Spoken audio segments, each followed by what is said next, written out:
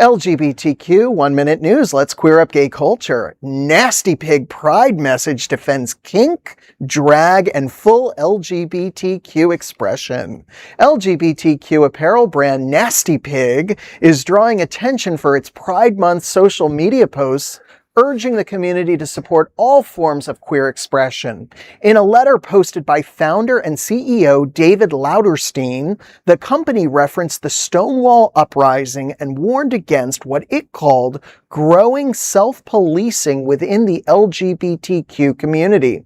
Lauterstein wrote, quote, "Once you erase kink at Pride, drag's next, then flags, then parades."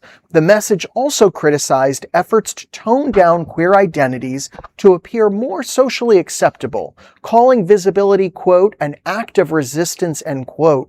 The post has sparked conversation online as debates continue over what Pride celebrations should represent. Well, here's my hot take on this.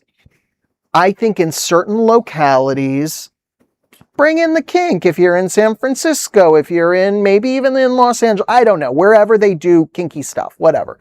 But if you're going to market, LGBTQ rights and acceptance as a mainstream kind of thing, I would say maybe keep it PG-13. There's going to be children at Pride events. And I have seen, and I'm being honest here, and I'm not trying to be a Debbie Downer, but I feel that there are certain segments of the gay community that do use these parades as elaborate mating dances for sexual escapades.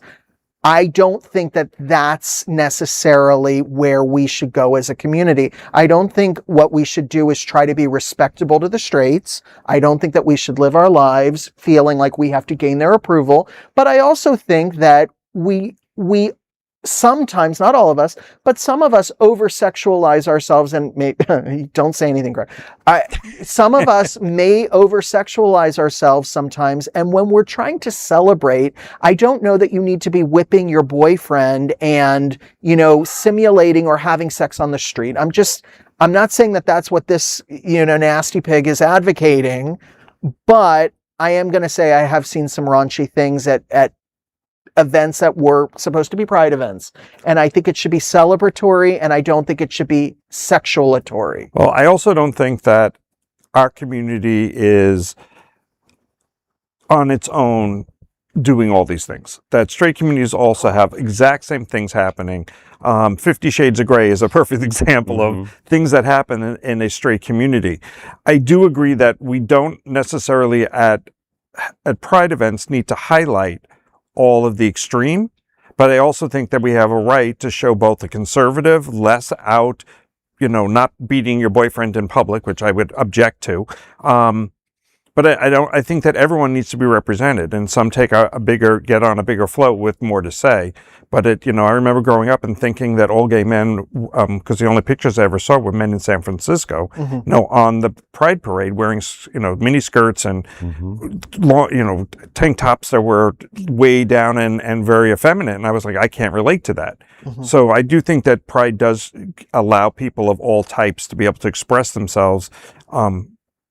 And I agree with what you said, but I also look at it that we need to be representative of all things. I felt your agreement, and I'm just saying, don't do what you might want to do at Market Days in Chicago or Folsom in San Francisco at a Pride event that's open to the general public. That's just, it might be a very controversial hot take. I get it. I don't think that you should limit or, bring your fire down just to make yourself appealing to everybody. But I am going to say, if it's not super duper appropriate to maybe walk around in public with your stuff exposed, don't do it at a Pride parade. Do it at a more specialized event where it's closed to the public and the people that are there are wanting to be in that vibe as well. And sometimes, and I might get hate mail for this, I don't know, but I don't check my email anyway.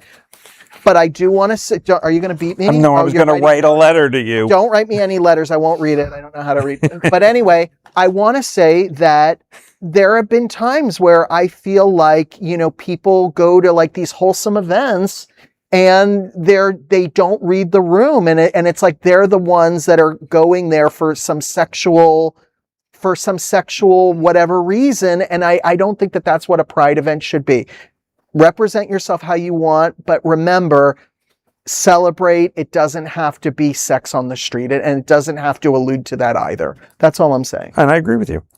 Well, good. I'm glad. I'm just saying that, that the straight community is just as bad as we are. Yeah. And not bad. I take that's not the word. Watch some of those spring break videos. Yeah. By the way, oink, oink. Oink, oink. I have my nasty pig hat in the car. Oink.